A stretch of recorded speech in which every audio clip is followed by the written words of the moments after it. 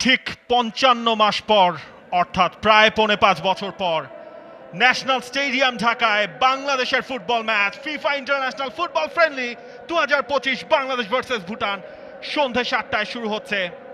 এই জাতীয় স্টেডিয়াম ঢাকা থেকে ফুটবল ফিরছে তার আপন ঠিকানায় ন্যাশনাল স্টেডিয়ামে। যেই ম্যাচ নিয়ে বাংলাদেশের মানুষজনের আগ্রহের নামটা হচ্ছে হামজা চৌধুরী, নামটা হচ্ছে ফাহমিদুল, জামাল, তারিক, তপুর বাংলাদেশ। এবং বাংলাদেশের আজ থেকেই যেন শুরু হয় একটা নতুন যাত্রা দেশের মাটি থেকেই। বাংলাদেশের ড্রেসিং রুম যারা প্রস্তুত ছিল,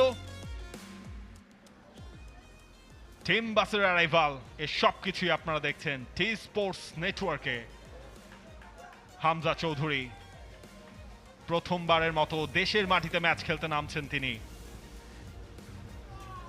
মিতুল, তারেক,